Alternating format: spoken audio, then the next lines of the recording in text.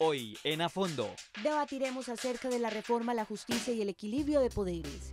El gobierno nacional anunció la propuesta de hacer ajustes a la administración de la justicia en Colombia.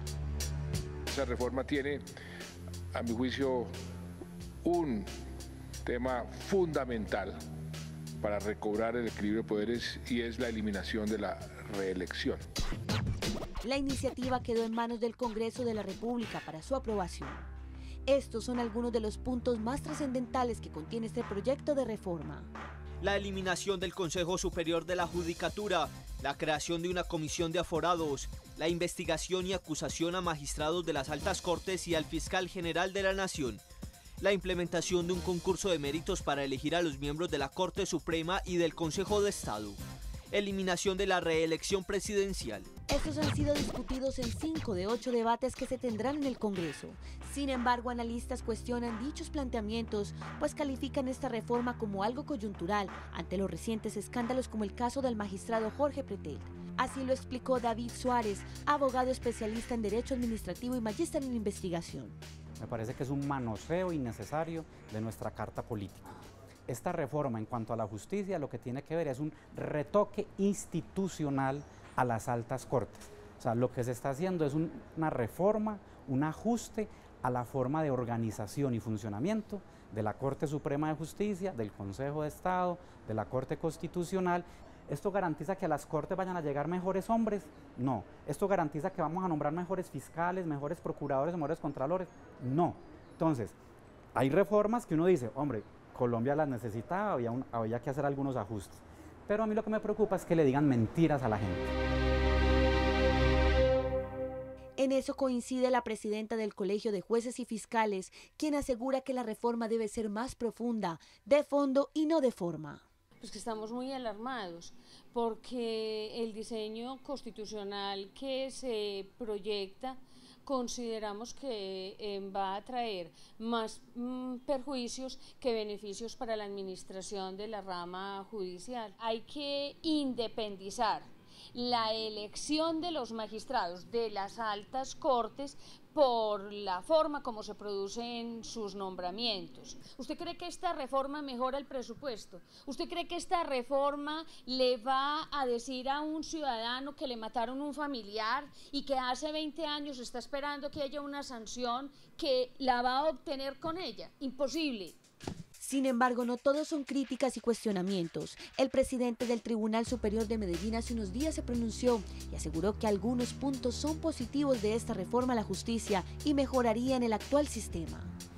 Nosotros vemos como aspectos en que hemos evolucionado correctamente, arribar a la meritocracia en la elección de los magistrados de las altas cortes, aun aunque sea, digamos, no totalmente.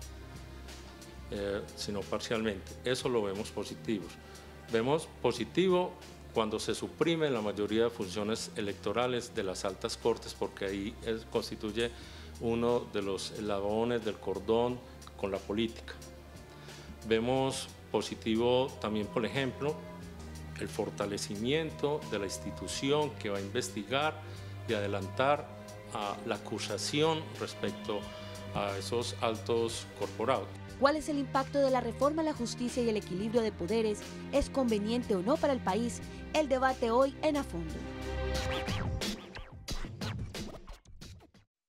Muy buenas noches, gracias por estar conectados con Teleantioquia y con A Fondo. Fue aprobada en quinto debate en el Senado la reforma al equilibrio de poderes, fuero para el procurador, la creación de una comisión de aforados, la eliminación de la reelección presidencial, están entre los puntos aprobados. Sin embargo, para muchos la reforma se queda corta en lo que tiene que ver con el tema de la justicia. Por eso queremos que usted opine en nuestras redes sociales, @Teleantioquia, #A Fondo. Y para hablar de este tema, hoy nos acompaña Luis Fernando Álvarez. Él es decano de la Facultad de Derecho de la Universidad Pontificia Bolivariana. Además fue presidente del Consejo de Estado. Luis Fernando, buenas noches y gracias por estar con nosotros. Buenas noches a usted, buenas noches a nuestros televidentes y vamos a tratar de presentar algunas reflexiones sobre este tema tan interesante. Así es. También está con nosotros Luis Fernando Otálvaro, presidente de Azonal Judicial. Gracias por estar aquí en A Fondo, Luis Fernando. Muchas gracias. Muy buenas noches. Muchas gracias y trataremos de darle respuesta a estas inquietudes que ha generado la reforma al equilibrio de poderes. Bueno, esta reforma al equilibrio de poderes dice que tiene dos componentes. Una es precisamente ese tema que tiene que ver un poco con ese equilibrio de poderes, pero el otro tema tiene que ver con la justicia. En el tema de la justicia, ¿la reforma se está quedando corta o ustedes cómo analizan ese tema, decano? Yo creo que estamos llegando al mismo punto de partida a donde se llegó con el proyecto, con el fallido proyecto anterior. Yo creo que el país tiene que reflexionar sobre dos situaciones distintas. Una situación es la referida a la parte instrumental de la administración de justicia, que tiene que ver con los órganos superiores y el gobierno mismo de la justicia. Y otro tema es el que tiene que ver con la parte funcional o material de la justicia, que tiene que ver con la forma como la justicia llega a los ciudadanos, con la pronta resolución de los conflictos, con la oportuna resolución de los procesos. Son dos cosas distintas. A mí me asalta el temor de que con el proyecto de reforma que se está debatiendo en el Congreso y que aparece ya aprobado en quinto debate, nuevamente nos estemos ocupando únicamente del primer aspecto, del aspecto meramente orgánico y de gobierno que tenga que ver con la justicia y con los órganos de poder, cuando el verdadero problema de la justicia está en la situación de acceso a la justicia, en la pronta resolución de conflictos y en general lo que significa la justicia para el ciudadano. Hoy la discusión, para empezar, era la del procurador, era la del fuero del procurador, es decir, seguimos hablando de otros temas y definitivamente no del tema de fondo, esa precisamente claro. la administración es que de justicia. además no podemos olvidar que estamos casi que ya en un periodo preelectoral en donde además las fuerzas políticas se están midiendo en todos estos elementos de poder. Entonces, hablar del fuero de procurador, hablar de fueros o de un tribunal de aforados e incluir al fiscal, al contralor, al defensor, a los altos órganos, eso ha tenido también una connotación política que tiene que ver con lo que muchos hablan precisamente de la politización de la justicia, sobre lo cual podemos hablar más adelante. Una pregunta muy concreta, ¿usted está de acuerdo o no con esta reforma? Es que no se puede estar ni de acuerdo ni en contra de la reforma porque yo creo que hay aspectos distintos. Si a mí me plantean el problema simplemente con que va a haber una redistribución de equilibrio de poderes en la estructura del Estado, yo creo que hay algo muy interesante que hay que discutir. Pero si a mí me dicen que eso es una reforma a la justicia, yo creo que eso no es una reforma a la justicia. Su opinión, Luis Fernando, frente al tema de la reforma, ya conocimos la del decano muy clara. Es indudable que en esta reforma se están introduciendo otro tipo de aspectos que no le convienen al país. Es decir, si se habla de una reforma política al equilibrio de poderes, es el equilibrio de poderes, pero no puede meterse allí a la justicia como otro equilibrio más de poderes, porque si vamos a hablar sobre eso, pues esa reforma desequilibra los poderes. Es que en este caso el poder se le concentra totalmente al Ejecutivo. Es una reforma para fortalecer el presidencialismo. Nada más observar que en el Consejo... Pero al eliminar la reelección presidencial, digamos, no se le merma precisamente poder al presidente. No, porque es que se dice muy claramente que el periodo, por ejemplo, del procurador, del contralor, del defensor del pueblo, es institucional, es decir, que va 4 años, va con el presidente de la República, o sea, no es personal. Y ahí vemos claramente como todos los órganos de poder quedarían del Ejecutivo, porque el Ejecutivo iría a proponer al Congreso la terna para el procurador, para el contralor, para el defensor del pueblo, para el fiscal general de la nación y por supuesto que todo ese poder concentrado en el presidente de los organismos de control del Estado, pero además de eso toman la rama judicial también, porque el ministro de Justicia estaría en el Consejo de Gobierno. Entonces miren que aquí lo que hay es un desequilibrio totalmente de los poderes. El Congreso de la República le responde a los presidentes por aquello de las coaliciones y de las unidades. Y en este caso quieren someter a la justicia también al presidente de la República. Son dos componentes, uno es precisamente ese equilibrio de poderes y otro es el tema judicial. Entonces, la reforma se queda corta en los dos aspectos. Es indudable que hay desequilibrio y que la reforma a la justicia no se trabaja desde los aspectos que le convienen al ciudadano y que es lo que espera la ciudadanía que se reforme. Doctor Luis Fernando, ¿se ahonda ese desequilibrio o finalmente esta reforma sí propende por un equilibrio de poderes? Aquí Luis Fernando Yo creo que habría que mirar varias cosas. Yo en términos generales estoy de acuerdo con el doctor Otálvaro. Yo creo que finalmente por lo menos en la etapa inicial de transición, lo que está sucediendo es que se está profundizando la hegemonía del Ejecutivo, se está profundizando el esquema del presidencialismo e incluso se le está llevando casi que también a la rama judicial. Yo lo que pienso es lo siguiente, habría que observar dentro de la estructura de la rama judicial cuáles son las modificaciones que es necesario introducir para buscar lo que se supone que es un equilibrio de poderes. Eso significa acabar con la injerencia de los órganos de poder, ejecutivos y legislativos, en la justicia y acabar también la injerencia de la justicia en los órganos de poder. Entonces, fíjense usted que, y le digo yo a los televidentes, sí, señor, que tenemos que afrontar el problema desde dos puntos de vista. Que las cortes y los órganos judiciales dejen de intervenir en la actividad política electoral. A mí me parece que eso hay que hacerlo. Es decir, la intervención de las cortes en la elección de procurador, de contralor, de fiscal, en fin, de auditor. Politiza todo el proceso, además. Politiza esos organismos. Recordemos que la Constitución del 91 tuvo una intención que era sana y fue sacar la elección de esos altos funcionarios que en algo tienen que ver con los derechos, sacarla del mundo político y llevarla al mundo judicial. Y en lugar de judicializar y tecnificar la elección de esos altos funcionarios, lo que hizo fue, de alguna manera fue politizar la justicia. Entonces ya sabemos que eso fue funesto, entonces hay que apartar a la justicia de todas esas funciones electorales. Zapatero a tus zapatos, jueces a aplicar justicia, no a ocuparse de asuntos electorales. Porque, doctor Otálvaro, nos hemos encontrado con una cosa que es absolutamente penosa, y es que las divisiones y las discusiones en las altas cortes han surgido por cuestiones electorales, no por asuntos judiciales, ni por concepciones, ni percepciones de sentencias, sino fundamentalmente por asuntos electorales, porque ahí es donde está la politización de la justicia. Un momento antes de ir con usted, Luis Fernando, le recordamos a nuestros televidentes que pueden opinar en @Teleantioquia numeral a fondo y también pueden comunicarse a fondo directamente en la línea telefónica 232-51-67 o también en la línea 018000 51 50 15. Luis Fernando, ¿qué vamos a decir? No, es indudable que hay una improvisación total y por eso entonces corren a quitar unas funciones electorales de las altas cortes y se las trasladan al presidente en una sola línea. Eso yo creo de que hay que repensarlo porque todo el poder no puede quedar en el presidente de la República en esos órganos de control. Puede ser elección popular, por ejemplo, el Procurador General de la Nación. Puede ser que se intervenga a través de otro tipo de mecanismos democráticos para la elección del Contralor, pero no que se le deje totalmente estos organismos al presidente de la República. Eso sería nefasto para el país porque no habría precisamente cómo controlar el mismo poder. Claro. Y en cuanto a la nominación de las altas cortes. Entonces, fíjense ustedes que en cuanto a la nominación de las altas cortes, uno de los proyectos que empezó a debatirse en el año 2010 tenía una fórmula que a mí me parecía que era una fórmula adecuada, por lo menos para la designación, para la elección de los integrantes de la Corte Suprema y del Consejo de Estado. Y era dividir el cuerpo en terceras partes. Y decir, la tercera parte de los miembros del Consejo de Estado, por ejemplo, que sean elegidos de ciudadanos que tengan una alta prestancia como abogados litigantes y en su profesión.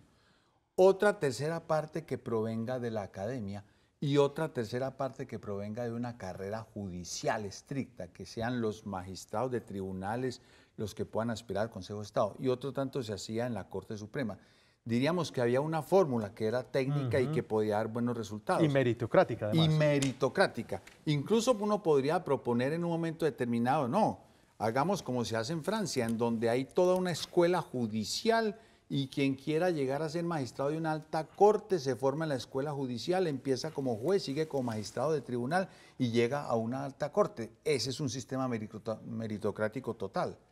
Entonces, lo que sí debe pensar el país es que debe haber sistemas de composición de las altas cortes que necesariamente hagan que la academia, quienes están en el ejercicio de la profesión y quienes están en la carrera judicial, puedan ingresar. Eso finalmente, ¿por qué se frustró? Eso cayó dentro de la fallida reforma de la justicia. Eso cayó dentro de la fallida reforma de la justicia. Un reflejo de lo que hoy tenemos y lo que puede estar sucediendo en la justicia, especialmente en las altas cortes, con la Corte Constitucional y el escándalo que está sucediendo en este momento en esa alta corte, precisamente se debe a la politización de la justicia, de las altas cortes. Concepto... Ahí hay varias razones. Yo creo que hay razones institucionales y personales. Yo creo que tenemos que distinguir. Una razón institucional es que dejar a los jueces con funciones absolutamente discrecionales, no necesariamente motivadas, es muy peligroso. Me explico. ¿Dónde está el quid del asunto? El quid del asunto en lo que se está debatiendo en la Corte está en la revisión de tutelas.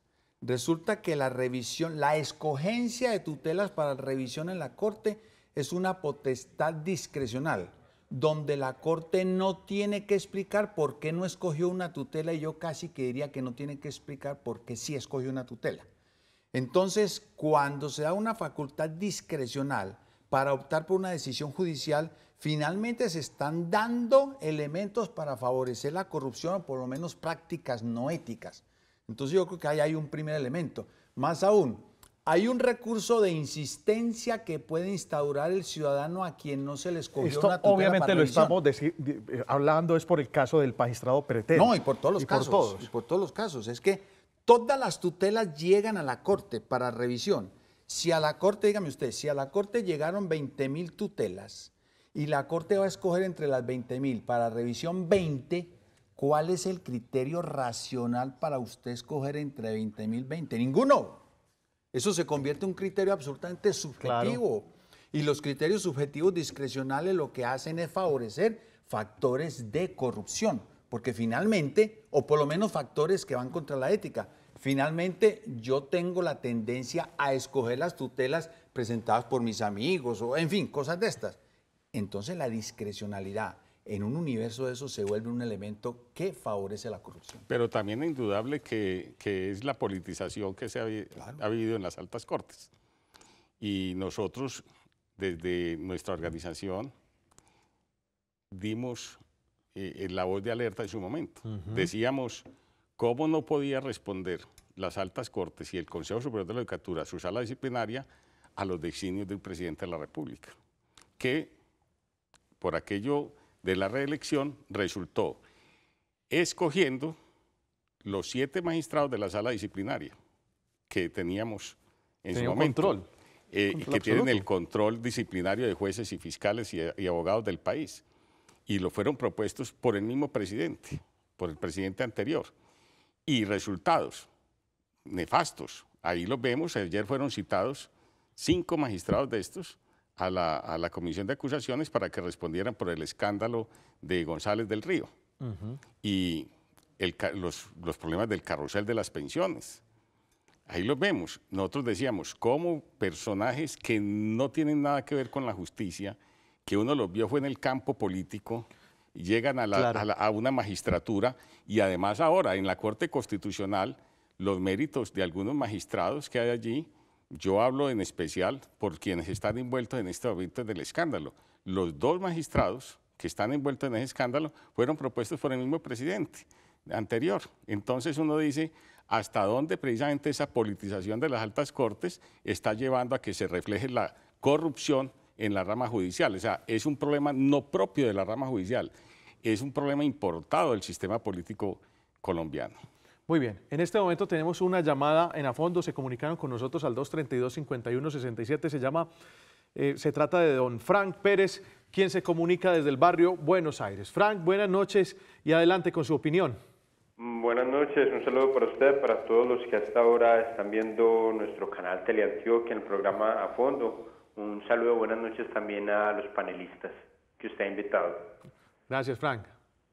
Adelante. Bueno, pues sobre el tema, importante tener en cuenta lo que acaba de escribir el columnista Daniel Coronel en la revista Semana, relacionado precisamente con nuestro procurador, que en ese asunto de justicia el hombre ya está planeando hacer unas reformas a lo que son las penas, que son graves, y hacer un recorte en esas penas para dentro de unos 4 años o menos lanzarse a una candidatura presidencial. Estamos viendo que son los mismos en las mismas, que cada 4 años cambiamos de payasos pero dejamos el mismo circo, y que estamos en un proyecto que empezó con un presidente que estuvo 8 años, pero que ese presidente pensó este país para un proyecto de otros 16 años, en el que cambiamos sistemáticamente los payasos, pero el mismo circo continuará, y que en comparación con el actual, la diferencia es tan sencilla con que el uno simplemente monta caballo en un establo y el otro juega golf en su club, pero la diferencia sustancial no hay. Así es que hagan reformas a la justicia, hagan reformas a los equilibrios de poderes, no va a cambiar sustancialmente el asunto. Cambiaremos de carpa en el circo. Claro que sí. Gracias, Fran, por llamarnos desde el barrio de Buenos Aires. Lo que sí es cierto y lo que de alguna manera el televidente deja entrever es una falta de credibilidad en todo este tipo de reformas y en el sistema judicial especialmente, partiendo con lo que está pasando ahora en la Corte Constitucional. Yo creo que indudablemente hay un tema que es muy delicado y usted lo acaba de tocar y nuestro televidente. Es que finalmente las últimas encuestas muestran que el ciudadano corriente está perdiendo credibilidad en la justicia. Y perder credibilidad en la justicia es perder credibilidad en uno de los últimos factores de legitimidad de un Estado de Derecho. A mí me parece que ese es el fondo delicado del asunto, porque es que cuando el ciudadano considera que por cuestiones políticas, de corrupción personal, intereses indebidos, el juez no le va a solucionar sus conflictos, ese ciudadano opta por la política de justicia por la propia mano. Y cuando eso sucede, toda la estructura del Estado democrático, el Estado de Derecho se va desvaneciendo poco a poco. Y nosotros además tenemos un compromiso con las generaciones futuras. Es que nosotros tenemos, doctor Otálvaro, que preparar una justicia para el posconflicto. Y una justicia para el posconflicto es una justicia que tiene que hablar en un lenguaje muchas veces diferente al que estamos utilizando. Un lenguaje que sea de inclusión, ojo con eso, claro, no de exclusión. Recuerden que el gran éxito de la Corte Constitucional y de toda su actividad en las acciones de tutela es que la Corte Constitucional desplegó una justicia de inclusión que no lo estaba haciendo ni el Ejecutivo ni el Congreso. Con lo que está sucediendo ahora, la gente con mucha razón está pensando que la Corte ya también se volvió en un órgano de exclusión, porque está escogiendo las tutelas que más convienen, que más dinero mueven. Entonces, finalmente, todos los órganos son de exclusión y se elimina el Estado de Derecho. Por supuesto. Hubo quienes opinaron en el momento más álgido, aunque esto aún no termina, de este escándalo de la Corte Constitucional, que renunciaran los magistrados. ¿Ustedes creen que esa podría ser una solución? Mire, es que el problema no es de la totalidad de los magistrados ni de las instituciones. Uno no podría decir de que porque hay corrupción en 10 generales o 20 generales, entonces todo el ejército tiene que renunciar en el país. O que si hay corrupción en una cantidad determinada de policías, entonces hay que renunciar, todos tienen que renunciar, o en el magisterio. El problema aquí no es de la renuncia, el problema es de la eticidad. Aquí falta eticidad y es un problema cultural del país. Y ahí es donde se apunta también que la academia, no solamente desde las universidades, sino desde el cimiento mismo del estudiante, tiene que ser muy ético. Pero aquí no estamos educando a nuestros niños ni a nuestra juventud en esos principios éticos de valores, sino en quién y cómo llega más ligero a determinados cargos. Eso es un problema, y cómo ganar más. Pero definitivamente algo está fallando entonces en la escogencia de los magistrados, o efectivamente hay procesos que no están siendo suficientemente transparentes, como por ejemplo la elección de las tutelas, para evitar que esto suceda en las altas cortes, por ejemplo, doctor. A ver, hace rato decíamos algo, y yo creo que el doctor Otálvaro acaba más o menos de puntualizar eso, y es que el problema tiene dos vertientes. Una vertiente que es institucional y otra vertiente que es personal. La vertiente personal significa lo que usted está diciendo, que es que en realidad hay una falta de formación ética que es muy peligrosa, se ha vuelto ya peligrosa. Antes era censurable, ahora se volvió peligrosa. Por supuesto. Por las circunstancias que se están presentando. Eso por un lado. Por otro lado, hay un fenómeno institucional. Es que yo creo que además, si usted conjuga la falta de formación ética con unas instituciones que de alguna manera favorecen la debilidad ética, usted está entrando en un terreno muy peligroso. Y yo vuelvo a lo que afirmamos ahora. Cuando usted deja que un órgano judicial sea absolutamente discrecional para escoger o no unos determinados procesos para favorecer unos determinados sectores, claro, usted está prácticamente... La ética es débil ahí. La ética es débil. Ahí se vale decir, el ser humano es débil. Y si el ser humano es débil y las instituciones lo hacen débil, con mayor razón todo esto va a encauzarse hacia una catástrofe. Claro. Ahora bien, ahí se propone, por ejemplo, bueno, entre lo que se habla, la eliminación del Consejo Superior de la Judicatura. ¿Es necesario en este momento eliminar el Consejo Superior de la Judicatura como lo propone esta reforma? Definitivamente el Consejo Superior de la Judicatura, ustedes los jueces que han tenido tanto que ver con este órgano rector, es efectivamente un órgano que no está siendo efectivo en el cumplimiento de sus deberes. Mire, nosotros siempre hemos sido unos críticos del Consejo Superior de la Judicatura. Creemos de que se ha convertido en una institución paquidérmica, una institución que no ha sido capaz de manejar la rama judicial, administrarla. Eso de devolver casi el 50% en algunos años del presupuesto que se le dio para inversión es supremamente grave, pero también consideramos de que no se requieren acabar con las instituciones. Creo que hay que reformarlas de tal forma de que lleguen allí a esos cargos personas que tengan los conocimientos profesionales y, por supuesto, las aptitudes necesarias para manejar la rama judicial. Y lo que propone la reforma sí va encaminado a eso. Pero uno ve que hay un organismo muy etéreo. Por ejemplo, un consejo de gobierno conformado por representantes, un representante de cada alta corte, y uno de los jueces, uno de los empleados y uno de los magistrados de tribunal. Pero no es un organismo permanente, es decir, que es un organismo que va a reunirse cada mes o cada 2 meses y es el que tiene que definir la política de la rama judicial. De manera de que al no ser un organismo permanente, realmente no va a ser el administrador de la rama judicial. ¿Quién va a ser el administrador de la rama judicial? Una junta directiva que está compuesta por 3 personas que en su fundamental tienen que ser personas economistas, financistas, especialistas en procesos de gestión, pero que de la rama judicial y de los conocimientos que no sabe mucho. Entonces, esto no es una fábrica. Claro que el problema también ha sido de plata en muchas veces. Claro, y al Consejo Superior ustedes mismos lo han criticado precisamente, y hasta el gobierno efectivamente lo ha criticado por el mal manejo de recursos. Pero yo quisiera complementar lo que dice el doctor Otálvaro en este sentido. Es que nuevamente queda en claro que las instituciones defectuosas son las que pueden favorecer las conductas defectuosas. Me explico. Es que el Consejo Superior de la Judicatura tiene que funcionar mal. No porque los magistrados del Consejo Superior sean malos o buenos, es otro cuento, sino porque la institución está mal concebida. Empecemos por esto. Quien maneja la administración de justicia es una sala administrativa.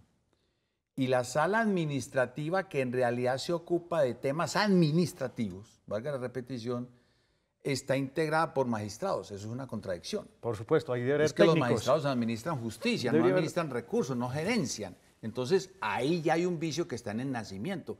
Eso no es culpa de los magistrados que estén allá, son personas muy honorables todas, pero no están formadas para eso. Con esta propuesta pasaríamos al otro polo. Con esta propuesta tampoco... Según en su concepto. No, lo que él dice es cierto. Con esta propuesta tampoco solucionamos nada. Porque en la alta administración de la justicia ya tenemos una cosa que llama la Comisión Interinstitucional. La Comisión Interinstitucional, que es más o menos este mismo esquema, está conformada por los presidentes de las altas cortes, los representantes de los jueces, en fin, toda esa cosa. Pero es que el representante de la alta corte es el presidente de la alta corte. Y a uno como presidente de una alta corte lo eligen para un periodo de 1 año. Y además sigue con sus funciones como magistrado de alta corte. Entonces uno a la administración propiamente le saca raticos.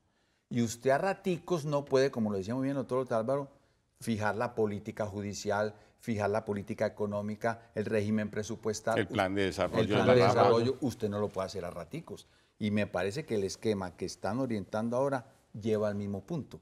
Es decir, eso hay que buscar una gerencia real para la justicia que sea permanente. Pero sin olvidar ambos temas, sin olvidar la administración de recursos y sin olvidar el tema precisamente judicial, que yo creo que sí, es claro, el conocimiento de la justicia. Judicial, el conocimiento de la justicia. Pero que sea una real gerencia de la justicia y una verdadera junta directiva. Muy bien, tenemos otra llamada en A Fondo. Se trata de Juan Felipe, que nos llama, Juan Felipe Cardona, que nos llama desde el barrio Florencia. Juan Felipe, buenas noches. Gracias por estar comunicado con nosotros. Un cordial saludo para los invitados. Como estudiante de Derecho de una institución universitaria privada de la ciudad de Medellín, mi inquietud es si el empleado oficial, que es un abogado, no puede hacer litigar, porque un magistrado sí puede, siendo también un empleado oficial, hacer asesorías jurídicas a grandes empresas. ¿Y por qué el doctor Luis Fernando Biazunal?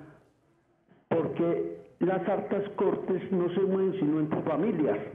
No hay oportunidad para el otro profesional que viene detrás, incluso hasta con más ganas de servir al país, porque el doctor Luis Fernando, el decano, doctor, con todo respeto, es muy poco al que le duele el Estado. Ustedes no creen, esa parte también hay que mirarla.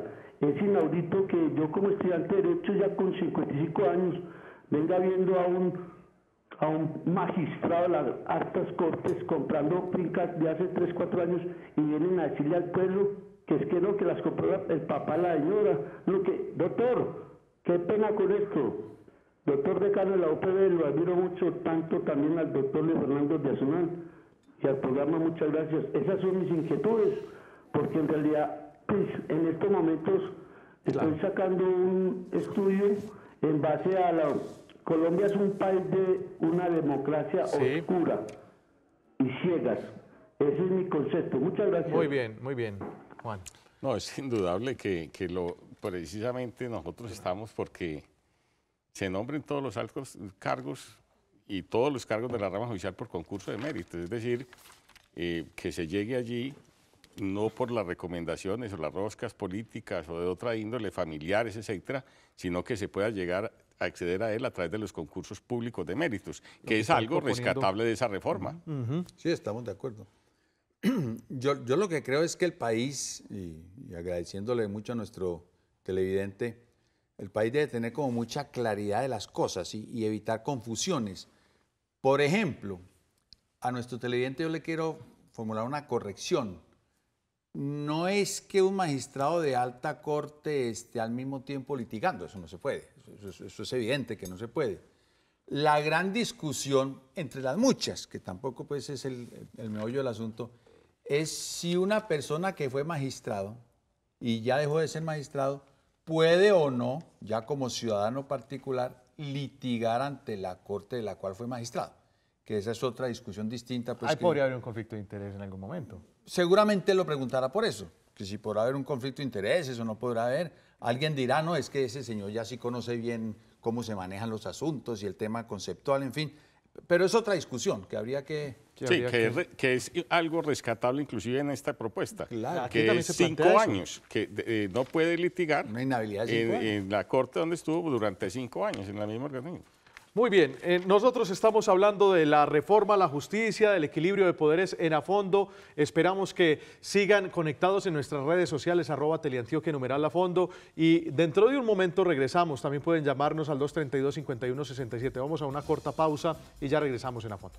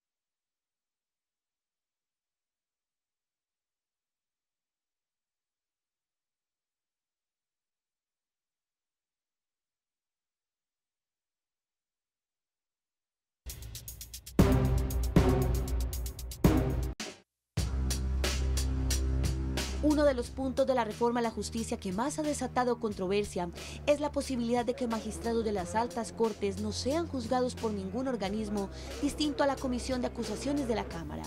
Comisión que justamente ha sido cuestionada porque en su historia nunca ha juzgado ni condenado ningún caso. En otras palabras, que ni el fiscal general ni los magistrados de las cortes tengan responsabilidad penal por el delito de prevaricato. La inviolabilidad por las decisiones, desde mi punto de vista, es inconveniente, porque el delito de prevaricato es una conducta que consiste en dictar fallos o resoluciones manifiestamente contrarias a la ley. Es posible que un magistrado o el mismo fiscal en el ejercicio de su cargo puedan dictar una resolución totalmente contraria a la Constitución o a la ley. Yo creo que en esos eventos es razonable, en aplicación del principio de igualdad, es decir, que la ley penal rige para todos los ciudadanos, que los magistrados y el fiscal respondan. La senadora Vivian Morales calificó esta propuesta no como un mico, sino como un orangután.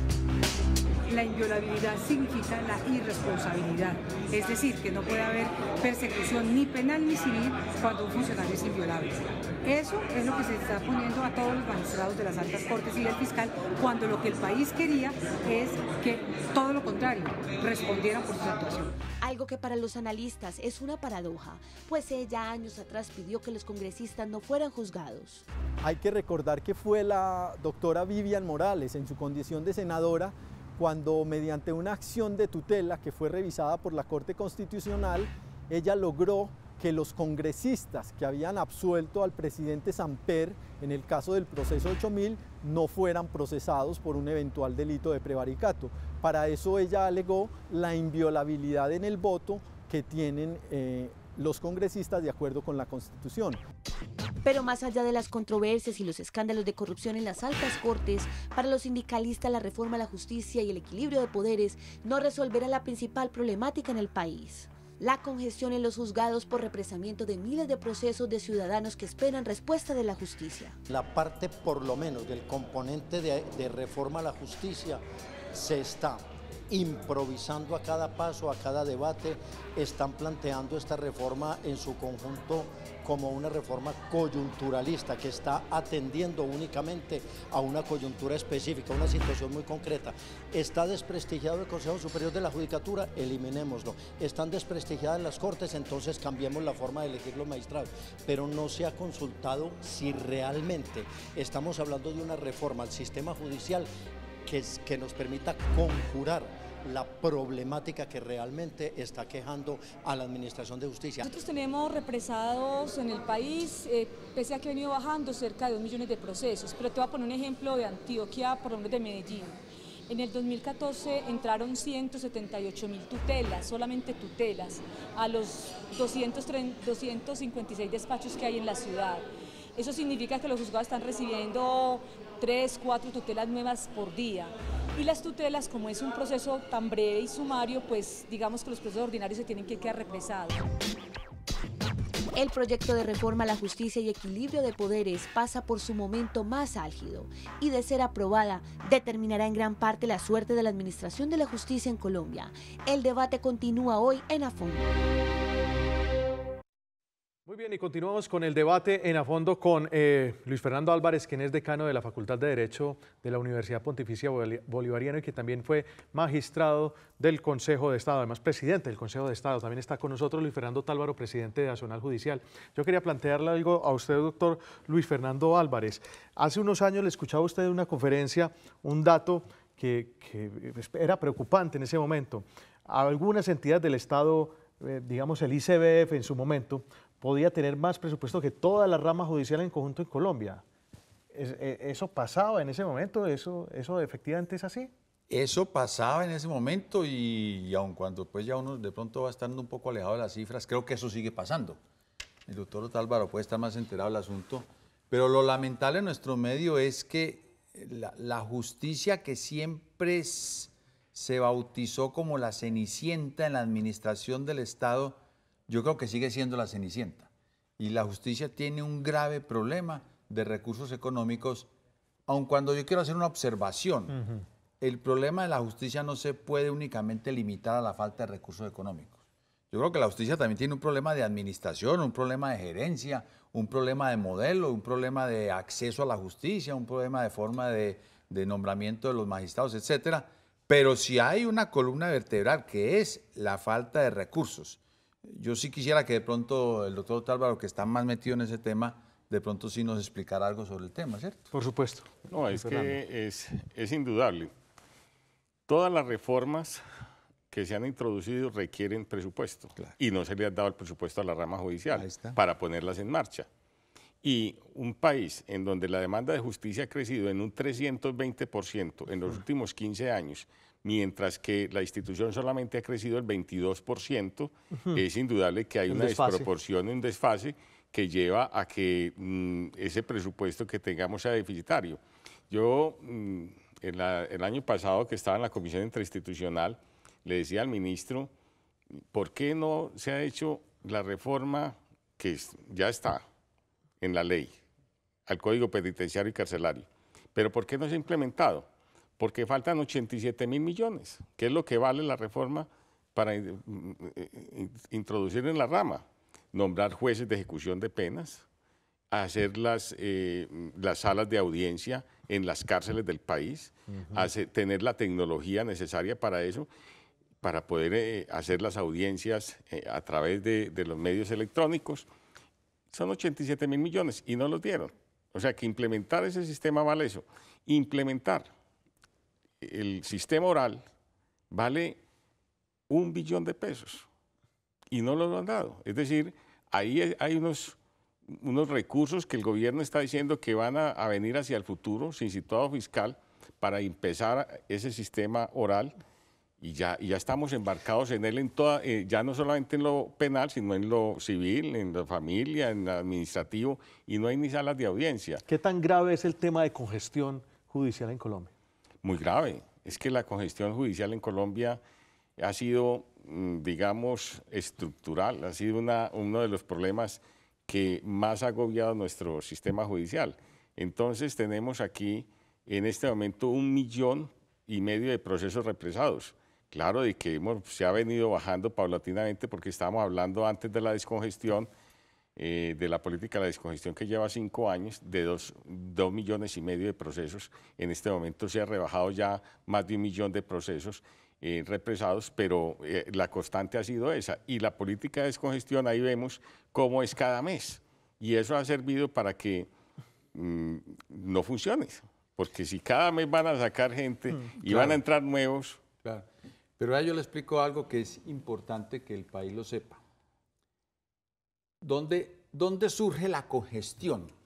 Porque es que hay congestión, la hay. Y el doctor Otálvaro acaba de escribir muy bien fenómeno. Pero lo que debe saber el país es realmente de dónde surge la congestión. Ahora que estamos hablando del equilibrio de poderes y de reestructurar el Estado. Por ejemplo, en la jurisdicción contenciosa administrativa, que yo la conozco muy bien, yo diría que el 80% de los procesos que cursan en la jurisdicción contenciosa son causados por las deficientes o las nulas decisiones de la administración pública. Es decir, quiere decir que el Estado mismo, a través de la deficiencia en su administración pública, es causante de la congestión en la justicia. Basta con ver las tutelas. Yo diría que el 80% de las tutelas vienen en el campo de la salud, en el campo de la medicina, en el campo de las pensiones. Claro. Es decir, de actividades que el Estado no cumple como debiera cumplir. Es que es un absurdo, yo le digo a todo el país, es un absurdo que haya entidades del Estado que ella misma organice departamentos jurídicos para que asesoren a los usuarios para que ellos pongan tutelas con el fin de entrar a resolver. Eso no tiene sentido. No tiene sentido, claro. Entonces, mientras sea la propia administración la que esté estableciendo las causales de congestión, no podemos creer que la congestión en la justicia se va a terminar únicamente con medidas en la justicia. Hay que terminarlas con medidas en la administración que está ocasionando la congestión en la justicia. Luis Fernando. Sí, es que uno ve no solamente en el caso del administrativo, todos los días, inclusive hay más demandas contra los departamentos, contra las alcaldías, por innumerables errores en el servicio y fallas en el servicio. pero además en la laboral. De los despidos masivos que hay en nuestras empresas generadas por una mala política económica del Estado, ha llevado a cientos y miles de demandas laborales. ¿Y qué diremos en lo civil? Es decir, los jueces de circuito se convirtieron prácticamente en los jueces de los bancos y del sector financiero de este país, que todos los días demanda en procesos hipotecarios. Entonces uno dice, ante el crecimiento de esa problemática social y económica del país, está en capacidad de responder la rama judicial con los mismos funcionarios que tenemos, es decir, y lo penal que diremos. Es decir, y la pregunta, doctor, es, ¿este cuestionamiento se ha formulado ahora en la discusión? Nadie lo ha formulado. No, nadie. En la reforma no se ha formulado en ningún momento. En la reforma no se está formulando eso, y esa puede ser la gran preocupación de muchos ciudadanos que están diciendo, bueno, la justicia que yo necesito, mi proceso en el cual yo llevo metido 5 o 6 años, ¿qué pasa con eso? Claro, es que no hay sino que ver en el nuevo sistema penal acusatorio, que cuando se impuso hace 10 años se decía de que iba a durar un proceso 2 meses, 4 meses, que eso era la panacea, y ahí estamos viendo, inclusive en los procesos de connotación nacional, como los casos del Distrito de Bogotá, en donde llevamos 5 o 6 años y no se ha podido resolver el caso. Y vamos a ver cuál es el problema, y es que no hay jueces, o es un solo juez para una serie de casos que necesitan y requieren un juicio que puede durar 365 días, como el de Moreno. Sí. Vea, hay una anécdota. Un momentico, doctor, un momentico, porque tengo a alguien del Valle del Cauca que hace un ratico está en la línea. Se trata de don Eduardo Quintero, quien nos llama desde el Valle del Cauca. Don Eduardo, buenas noches y gracias por comunicarse con nosotros en A Fondo. Muy buenas noches. A ver. Sí, adelante. Sí, muchísimas gracias por permitirnos participar en el programa. A ver, el tema mío era con referente al tema de Telecom. En el año 2003, la empresa fue sometida a un proceso de liquidación, y desde el año 2003 se presentaron una serie de demandas laborales, y solamente hasta el año pasado, junio del 2014, la Corte se pronunció frente a esta demanda, donde despidieron padres cabezas de familia, empleados que tenían fuero sindical, próximos a pensionarse. Toda esta gente la despidieron de manera unilateral, y solamente hasta el año pasado salió un fallo de tutela en donde le ordenaban al PAR, que es el patrimonio de remanentes, no a reubicar, porque la empresa ya no existe, sino a los padres cabezas de familia a reubicarlos en una empresa del Estado. Pero hasta la fecha, el PAR y el Ministerio de Comunicaciones no han acatado esta tutela. Entonces, con respecto a la politización de la justicia, sí creemos que nos hemos visto muy afectados en este tema, porque demorarse 12 años para que salga un fallo de tutela, se han muerto personas del año 2003 a la fecha, se han muerto más de 350 personas esperando que le resolvieran el problema. Claro que y hasta la fecha no ha solucionado nada, no ha habido una solución. Entonces sí me parece bien interesante que ustedes nos dieran esta oportunidad de pronunciarnos. Muy amable. ¿Qué mejor ejemplo podríamos esperar de lo que puede estar sucediendo con la justicia? Sí, es que ahí el televidente radiografió lo que sucede con la Administración de Justicia. ¿Cuántos procesos tiene la Corte Suprema de Justicia en casación? ¿Y cuántos magistrados hay? ¿Y cuántos auxiliares de magistrados hay? Es decir, cada magistrado puede tener más de 1000 expedientes. Increíble. Y tiene que resolverlos él, con 1 o 2 magistrados auxiliares. Esa es la situación que vivimos, y son esos problemas los que llegan a las altas cortes, precisamente para la decisión final. Pero no solamente eso, el televidente también dijo una cosa muy clara, es que a pesar de que hay fallos, el Estado no los atiende.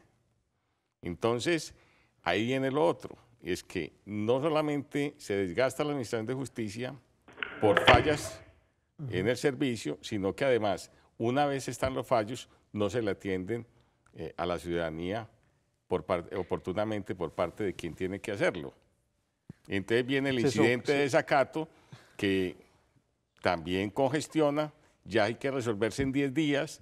Claro. Y el mismo juez con los mismos empleados, entonces tenemos el doble de tutelas, tenemos el doble de incidentes y seguimos... Y reprocesos. Y reprocesos, esa es la situación. Además está sucediendo algo que yo lo comparo con este ejemplo.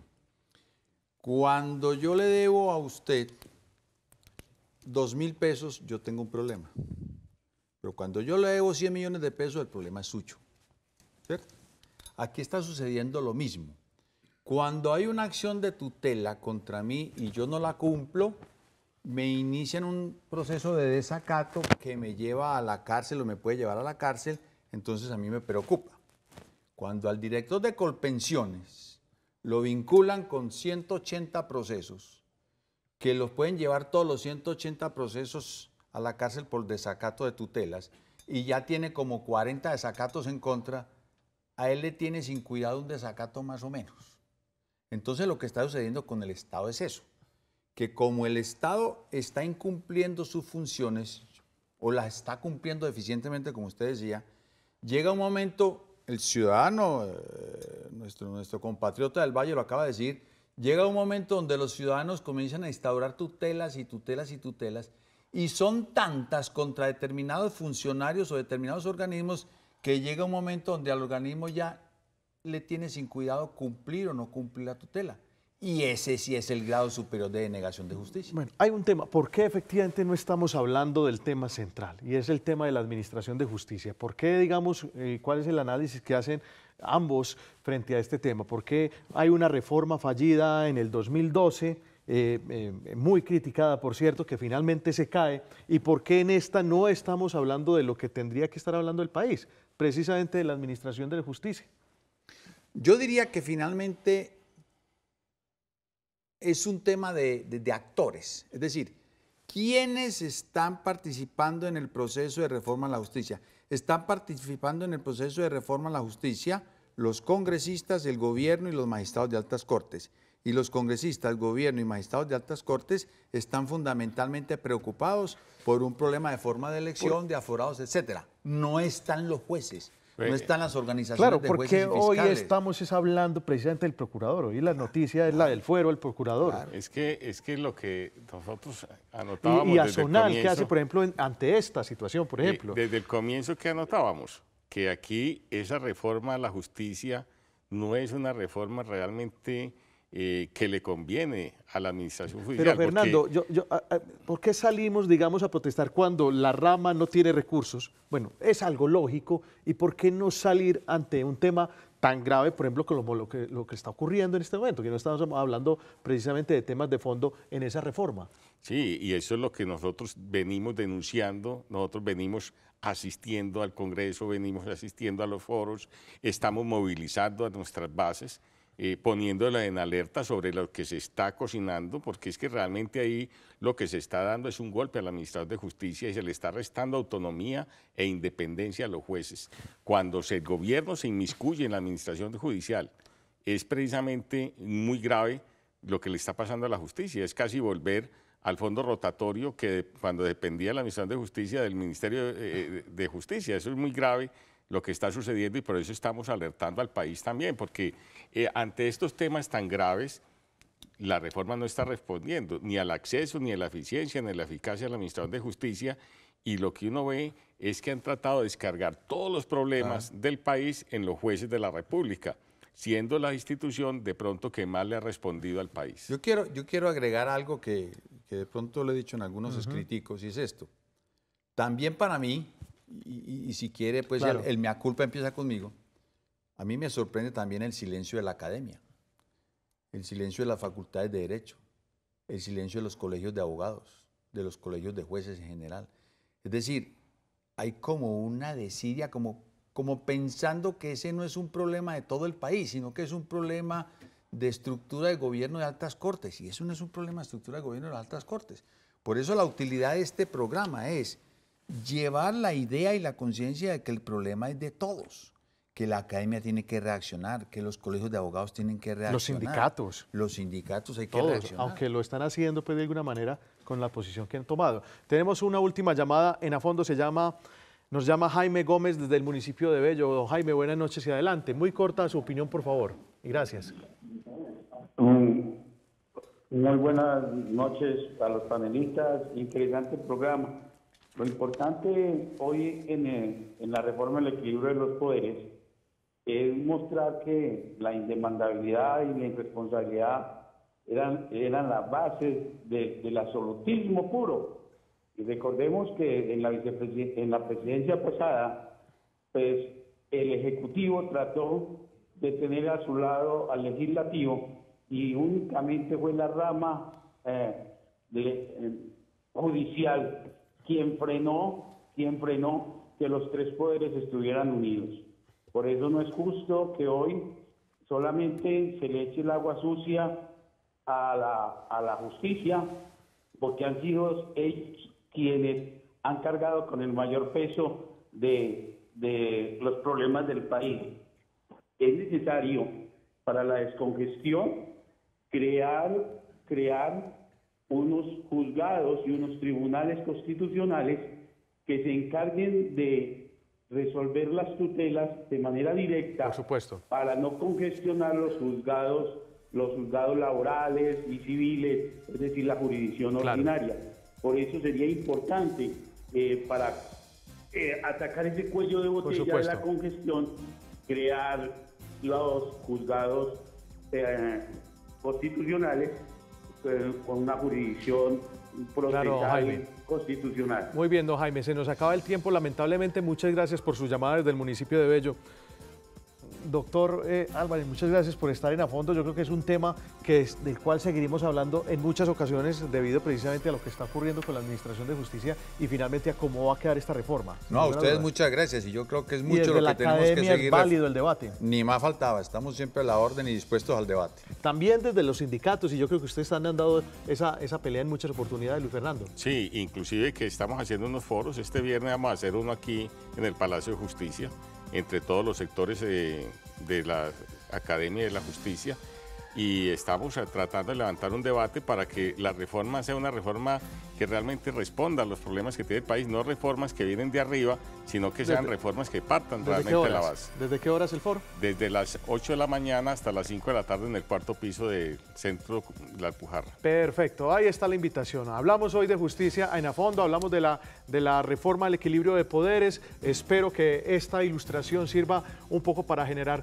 conciencia de lo que pretendemos hacer desde la televisión pública aquí en Teleantioquia. Muchas gracias por acompañarnos, nos vemos la próxima semana con otro tema de interés. Que tengan una feliz noche.